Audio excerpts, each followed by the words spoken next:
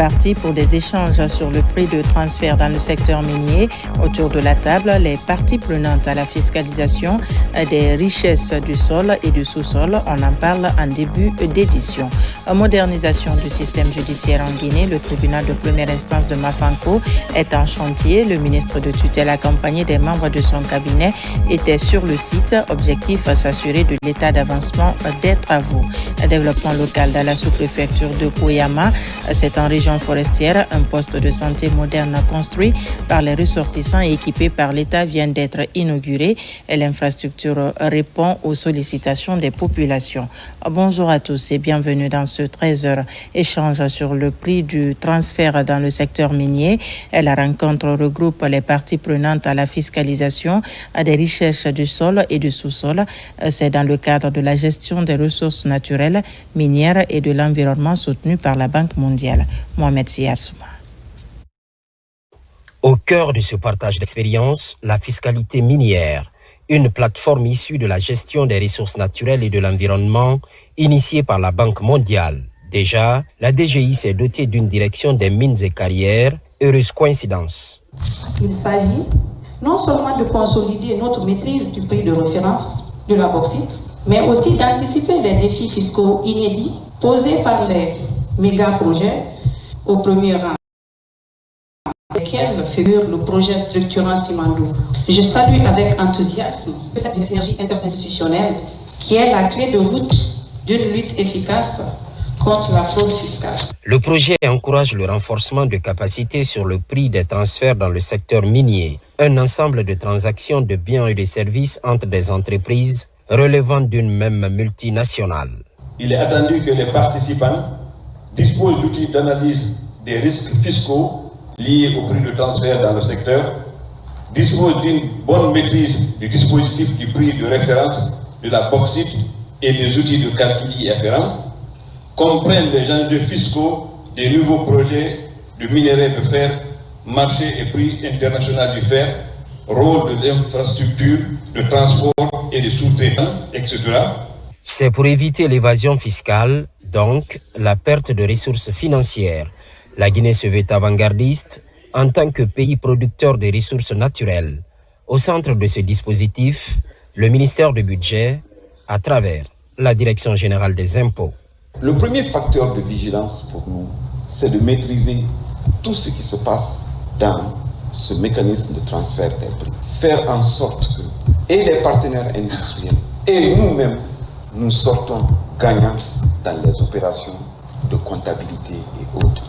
Cette session est l'un des résultats de la récente mission de l'équipe du ministre Fassinet aux États-Unis. Elle se fixe pour défi l'harmonisation des différentes interventions profitables aux caisses de l'État. Le département de l'économie et des finances intensifie le renforcement des capacités de ses agents. 70 auditeurs en finances publiques sont actuellement à Freetown pour finaliser une formation en anglais des affaires. 34 autres s'apprêtent à rejoindre l'Institut des finances publiques du Burkina Faso pour un cycle de formation de 2 ans. Reportage Sa Aloyombuno, Mamadi Kassama. À la direction du Centre de formation en finances publiques, les auditeurs reçoivent le drapeau national des mains du ministre de l'économie et des finances, Mourana Souma, un symbole fort à la veille de leur immersion en Sierra Leone. Au même moment, au sein du département, 34 autres auditeurs se préparent à entamer 2 années de formation à l'Institut des finances publiques du Burkina Faso. Avant leur départ, les autorités rappellent les enjeux et les exigences de la mission. Tous les jeunes qui sont là bénéficient de l'accompagnement l'accompagnement au niveau donc de l'État. Cela suggère une certaine discipline, cela suggère une certaine présence, cela suggère un sens élevé de responsabilité et de citoyenneté. C'est une dynamique que nous avons déclenchée, que nous allons continuer dans les années à venir pour doter la Guinée, doter les administrations financières de cadres compétents à vue de contribuer efficacement aux différentes réformes économiques et financières. Ces voyages s'inscrivent dans une dynamique de remise à niveau de nos cadres afin de les rendre plus compétitifs dans un environnement des affaires. Nous prenons l'engagement solennel au nom des collègues ici présents que nous ferons tout ce qui est nécessaire pour parler l'anglais avant de revenir, afin de vous accompagner auprès des partenaires techniques dans les négociations. Nous partons comme des soldats de la République à la conquête des compétences stratégiques, des savoirs techniques et des pratiques innovantes qui serviront non seulement à notre épanouissement professionnel, mais surtout au renforcement de l'administration publique guinéenne. À travers ces programmes, le ministère de l'Économie et des Finances entend inscrire la formation continue au cœur de sa stratégie avec d'autres projets en perspective pour renforcer durablement les compétences de ces cadres. Dédicace d'un livre à vocation didactique, Mamadi Fatoumata Keïta ambitionne par ce livre intitulé « Mes premiers cours d'économie » de faciliter l'apprentissage de l'économie politique et de renforcer le niveau de compréhension aussi bien chez les enseignants que chez les élèves en Guinée. Pascaline Yomalo, Maïmouna Bella Diallo pour les détails. Mes premiers cours d'économie politique est un ouvrage pédagogique de Mamadi Fatoumata Keïta, une première en Guinée, édité à la maison Harmattan Guinée. L'auteur explique avoir écrit ce livre pour rendre l'économie politique accessible au plus grand nombre. Dans le programme, le cours d'économie est enseigné aux élèves du lycée, la 11e, la 12e et la terminale. Mais pendant tout ce temps, moi, je n'avais pas rencontré de documents et difficilement on préparait les cours. Et les élèves aussi n'avaient pas de documents pour se référer et renforcer les compétences que les professeurs leur donnaient en classe. Donc moi, je me suis dit, puisque je suis déjà économiste, j'ai eu aussi la chance d'aller en France pour les études à travers le ministère de l'Économie et des Finances dans un concours organisé pour les finances publiques. Et du retour, je me suis dit, pourquoi ne pas mettre mes compétences, mes expériences dans un document pour permettre de faciliter l'enseignement. Destiné aux élèves et aux enseignants, le manuel présente de manière simple les notions clés de l'économie politique, notamment le marché, les prix, la monnaie, la banque, le budget de l'État, la croissance, le développement et le chômage. À travers cet ouvrage, l'auteur interpelle la jeunesse guinéenne sur l'importance de comprendre les réalités économiques. C'est un livre de 235 pages avec 165 exercices et 81 questions à choix multiples. Ça découpe tout le programme. Après chaque leçon, il y a des exercices de reformulation et aussi des QCM qui sont dans le document. Les autorités de l'éducation saluent la parution de ce livre qu'ils considèrent comme un outil utile pour renforcer les capacités des enseignants et améliorer le niveau des élèves. Je crie haut et fort que Mamadi Keïta a apporté quelque chose. Les recherches vont être facilitées. Tu sais ce qu'un enseignant fait avant de donner un cours? Il fait beaucoup de recherches. Donc les recherches que lui il a eu à faire sur 15 ans, 20 ans, c'est ce qu'il a regroupé là. C'est lui là ce livre. Et il a le programme guinéen, il n'a pas beaucoup d'efforts à fournir. La séance de dédicace a réuni un public varié, composé notamment de lecteurs et de proches de l'auteur, marquant une rencontre réussie autour des enjeux économiques et sociaux du pays. C'est un reportage rendu en studio par Marie-Angélique Bangora. Et puis l'agence guinéenne d'évaluation environnementale visite Kamsari Sangaridi. La délégation tente de constater de visu les programmes de réhabilitation des entreprises comme la CBG dans les zones dégradées par ses activités. Une mission qui exige des corrections sur les impacts environnementaux, sociaux significatifs, conformément au code minier, environnemental et aux normes internationales. Le point avec Abdul Karim Kamara. Dans la cité industrielle de Kamsar, cette zone de mangrove est appelée Torabora. Pendant plusieurs années, elle a été détruite par l'action anthropique des riverains. En mission de contrôle et de suivi, l'agence guinéenne d'évaluation environnementale arrive sur les lieux. Constat: autour de ce bras de mer, avec des palétuviers rouges, 5 hectares sont reboisés depuis 2018 par la CBG. L'endroit est aujourd'hui une véritable sentinelle de la biodiversité. Des entretiens ont aussi lieu entre les deux parties sur la conformité et l'efficacité des programmes de réhabilitation de l'entreprise selon des critères. Un programme essentiel qui est là est la restauration des habitats critiques, tels que les galeries forestières, les têtes de sources, les corridors de déplacement des chimpanzés, ainsi que les habitats fauniques. Elle restaure aussi les habitats naturels et les habitats modifiés. Après Kamsar, la même mission de l'agence guinéenne d'évaluation environnementale arrive sur le plateau latéritique de Sangarédi. Là aussi, l'audit porte sur des éléments comme l'état d'avancement des travaux de réhabilitation ou encore l'identification des non-conformités et risques résiduels. Au bord du fleuve Kogon existent 5 pépinières d'espèces locales et exotiques. Ces sites-là sont cartographiés avec le département de la topographie. Et une fois que ces sites-là sont cartographiés, nous, on donne cette cartographie-là pour des fins du suivi ou du respect de la procédure de la réhabilitation. Dans la localité de Silidara, la mission confère avec les communautés des 13 villages riverains des sites reboisés. Objectif, connaître leur collaboration avec la CBG et leur implication dans ce programme de réhabilitation. Il y a des aspects à améliorer sur le travail qui est fait par la CBG. La première recommandation, c'est de faire la mise à jour du plan et de soumettre ça au ministère pour validation. Et ensuite, dans le suivi, nous insisterons beaucoup sur l'utilisation des essences locales, les espèces de plantes locales qui ont beaucoup plus de valeur pour nos communautés et comparé aux plantes exhaustives qui sont introduites et qui sont aussi utilisées souvent dans les programmes de réhabilitation. De 1991 à nos jours, la CBG a reboisé volontairement 47 hectares sur des sites détruits par les riverains et 3002 hectares reboisés dans les zones d'exploitation de l'entreprise à Sangarédi. Je vous le disais dans les titres, le ministre de la Justice et des Droits de l'Homme a effectué une visite de terrain sur le chantier du tribunal de première instance de Mafanko. Cette démarche vise à s'assurer de l'état d'avancement des travaux de cette infrastructure destinée à renforcer les capacités de l'administration judiciaire, des actions qui s'inscrivent dans le cadre de la modernisation du système judiciaire en Guinée. Compte rendu, Aboubakar Amikamara, Tierno Younoussaba.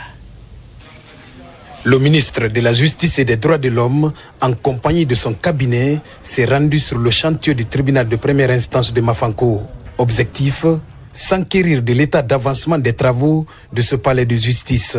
La réalisation de cette infrastructure s'inscrit dans le cadre de la modernisation de l'administration publique et pénitentiaire visant à améliorer les conditions de travail du personnel de justice.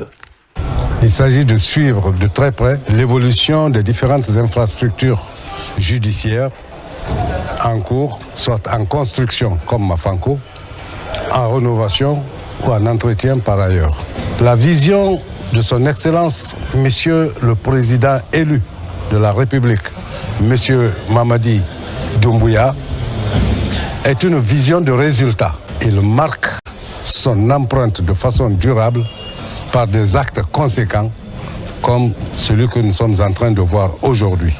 Ce bâtiment composé de 40 bureaux et de 5 salles de réunion sera doté de toutes les commodités répondant aux exigences du moment, ce qui va contribuer à l'accélération dans le traitement des dossiers judiciaires et de mieux répondre aux besoins des justiciables. Il s'agit d'un tribunal qui est composé de 40 bureaux, de 5 salles de réunion, des cabines de toilettes. L'exercice des suivis rapprochés pour pouvoir s'enquérir de l'évolution des différents chantiers. Le bâtiment a vraiment évolué. Nous sommes sur les travaux de finition à date. Donc nous espérons que dans un délai raisonnable, nous pourrons mettre ce bijou à la disposition du ministère de la Justice. En plus de ce chantier dont les travaux sont estimés à près de 40%, plusieurs autres infrastructures judiciaires et pénitentiaires sont réalisées ou en cours de réalisation à travers le pays. Volet coopération, Éléonore Karoua, ministre déléguée chargée de la francophonie et des partenariats internationaux, était à Conakry le 17 janvier dernier, accompagnée de l'ambassadeur de France et des équipes de l'AFT. Elle s'est rendue à l'Institut Pasteur pour découvrir les installations et y rencontrer des experts guinéens. Des précisions avec Mounir Baris. Au lendemain de l'investiture du président de la République, Mamadi Doumbouya, la ministre déléguée a échangé avec des scientifiques et enseignants-chercheurs guinéens sur les maladies émergentes et les défis épidémiologiques, un sujet stratégique pour la santé publique. J'ai eu la chance de visiter l'Institut Pasteur de Guinée qui a un laboratoire de type P3 que la France a eu l'honneur de cofinancer et de soutenir. J'ai aussi pu m'entretenir avec des chercheurs, avec des scientifiques, avec des membres des équipes de l'AFD, l'Agence française de développement et différentes équipes de l'équipe France qui soutiennent ici en Guinée la construction de 4 hôpitaux dans l'intérieur du pays qui soutiennent aussi la recherche fondamentale, la recherche qui permet de détecter des épidémies et qui partage aussi ces résultats de recherche scientifique grâce à un réseau d'instituts scientifiques. Malgré le retrait des États-Unis et les contraintes financières internationales, la France reste un partenaire de choix pour la Guinée. Elle soutient des projets structurants dans la santé et la recherche, comme la construction des 4 hôpitaux régionaux dont les travaux ont déjà démarré. Et alors c'est vraiment un honneur pour moi, en tant que représentante du gouvernement français, d'être ici et de pouvoir voir le résultat de ces recherches et de ces partenariats. Partenariats qui incluent une mobilité aussi entre nos chercheurs.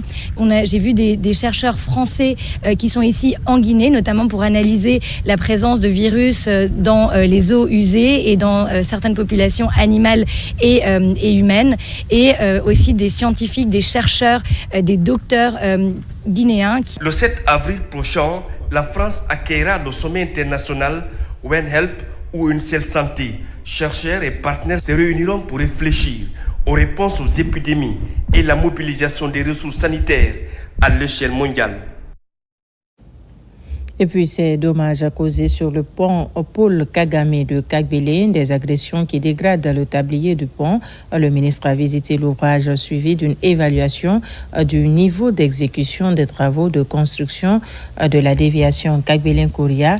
C'est sur la transversale numéro 12. Le constat avec Aboubakar Junior Kamara. Le pont Paul Kagame de Kagbele commence à enregistrer des actes d'agressivité portés par certains gros porteurs. Les stigmates de cet acte d'incivisme sont encore visibles sur l'ouvrage. Aussitôt rentré de l'intérieur du pays, le ministre effectue une visite avec ses équipes techniques pour constater les dégâts. Entre le carrefour giratoire et le tablier, la hauteur est de 5 mètres. Malgré l'affichage de ce chiffre, certains gros porteurs forcent le passage, même s'ils sont en surcharge. J'ai été interpellé par des citoyens sur la dégradation du pont Kagame. Donc aujourd'hui, nous sommes venus pour constater de visu ce qui se passe à Kagbele. Et nous avons, comme vous voyez, nous avons constaté des dégradations de ce pont qui est causé par les gros camions.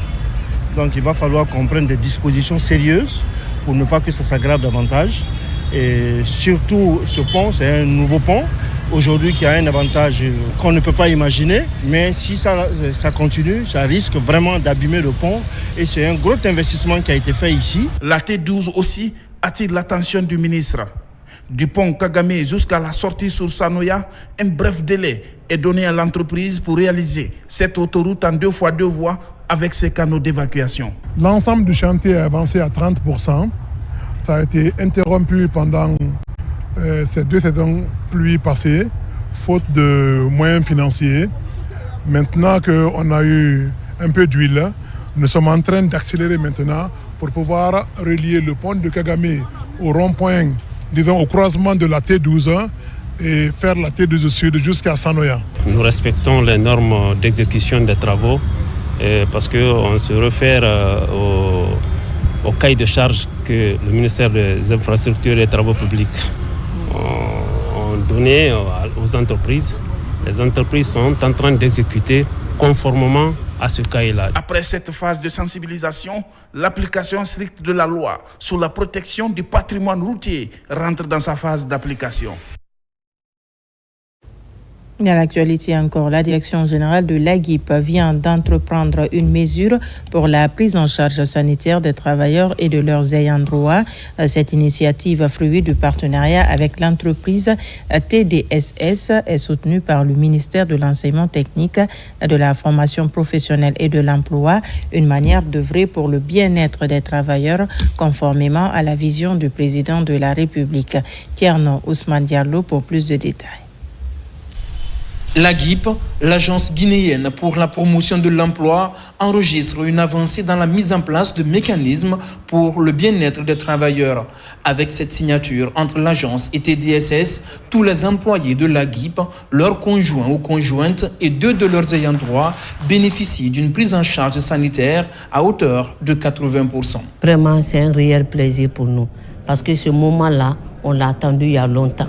Le syndicat avait lutté beaucoup d'années pour avoir ce acquis-là.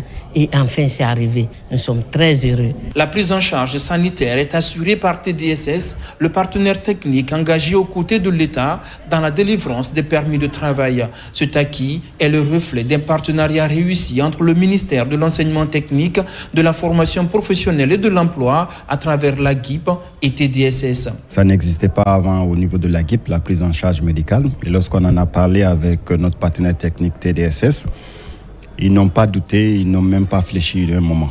Ils ont juste dit oui, alors que ça ne fait pas partie de leur convention. Donc, dans le cadre de leur RSE, ils ont dit, dites-nous ce qu'il y a à faire, nous allons le faire. Et donc, c'est pour cela qu'aujourd'hui, on a profité de l'occasion pour procéder à cette signature qui garantit la prise en charge de cette assurance médicale tout au long de la convention. Même s'il y a à faire plus, nous sommes prêts à le faire parce que c'est au bénéfice de la Guinée, de nos parents qui travaillent à l'AGIP et qui sait, nos enfants peuvent travailler demain ici. Donc, on est vraiment heureux, fiers et satisfaits d'avoir signé cette convention-là. 5e pilier du programme Simandou 2040, la santé et le bien-être sont désormais intégrés à l'AGIP comme des éléments fondamentaux dans la gouvernance avec cette assurance santé inédite pour les travailleurs de l'agence. Autre titre de ce journal, dans la sous-préfecture de Koyama, le district de Zatoula entame sa marche vers le développement local. Un poste de santé moderne construit par les ressortissants et équipé par l'État vient d'être inauguré. L'infrastructure vient répondre aux sollicitations des populations en termes d'accès à des soins de proximité. Lancé Kamisoko, reportage. Dans les méandres verdoyants de Ziama, le district de Zatoula s'inscrit dans la dynamique du développement local. Un nouveau poste de santé moderne, doté de toutes les commodités, est inauguré pour le plus grand bonheur des populations. Du logement du chef de poste à l'adduction d'eau potable, tout est mis en place afin d'assurer des soins de proximité aux populations bénéficiaires. Nous lançons un appel respectueux aux autorités sanitaires compétentes afin que ce poste de santé puisse bénéficier de personnel qualifié, motivé, en nombre suffisant, des produits pharmaceutiques à suffisance et à prix abordable. Condition indispensable pour offrir des soins de qualité aux populations de Zatoula et environ. Rapprocher les soins des populations où qu'elles soient, telle est la mission régalienne de l'État envers ses citoyens. Ce acte des fils de Zatoula sonne ainsi la cloche de leur engagement patriotique à accompagner la politique du gouvernement. Ce joyau que nous inaugurons aujourd'hui est le fruit d'un travail collectif et d'une vision commune axée sur le bien-être des populations. Il représente une réponse concrète aux besoins de nos populations. Il incarne la volonté commune de rapprocher les soins de santé des citoyens. Ces centres de santé incarnent l'espoir, la solidarité, la volonté de l'État de garantir à chaque citoyen, où qu'il se trouve, le droit fondamental aux soins de santé de qualité. Désormais, les populations de Zatoula et des localités voisines n'auront plus à parcourir de longues distances pour bénéficier des premiers soins. Longtemps confrontées au manque criard d'infrastructures sanitaires, les populations de Zatoula et environ entendent immortaliser cet instant historique. Des présents sont ainsi offerts aux autorités administratives qui ont bien voulu accompagner cette dynamique de développement communautaire. Comment comprendre la situation du marché du travail en Guinée? La question est prise en compte au ministère de la fonction publique. L'Observatoire national du travail, ONT, vient de présenter le premier numéro de son bulletin d'information sur le marché du travail, un document stratégique destiné à éclairer les décisions en matière d'emploi dans le pays. La présentation de ce bulletin a donné lieu à une conférence de presse. Mohamed Chérif Kamara.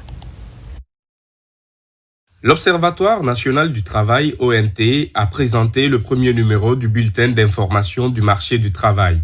Un document stratégique qui dresse un état des lieux actualisé de l'emploi en Guinée. Le premier numéro du bulletin d'information du travail a vu le jour, où le public peut aller consulter pour retrouver des indicateurs quand même qui peuvent intéresser le public et les décideurs pour mener des actions vraiment concrètes pour améliorer la condition de vie des travailleurs et pour faire baisser le chômage dans notre pays. À travers cette publication, l'ONT ambitionne de renforcer la production et la diffusion de données fiables indispensables à l'élaboration de politiques efficaces en matière d'emploi et de formation professionnelle. Ce bulletin n'est pas simplement une publication statistique. De plus, il est le fruit d'un engagement renouvelé en faveur, comme vous le savez, de la transparence, de la connaissance et du dialogue social. Ce bulletin répond à un besoin essentiel, comprendre pour mieux agir. Ce premier numéro du bulletin sur le marché du travail est donc le point de départ d'un exercice institutionnel que nous voulons pérenne. Ce bulletin se veut un outil d'aide à la décision destiné aussi bien au pouvoir public qu'aux acteurs économiques et sociaux. Il met en lumière les tendances du marché du travail, les secteurs pourvoyeurs d'emploi, mais aussi les défis liés au chômage et à l'inadéquation entre formation et emploi. Voilà qui met fin à ce journal. Merci de nous avoir reçus chez vous. L'actualité se poursuit sur notre site le www.rtgguinée.info. On se retrouve à 17h pour d'autres informations de la Guinée, notre paradis, terre de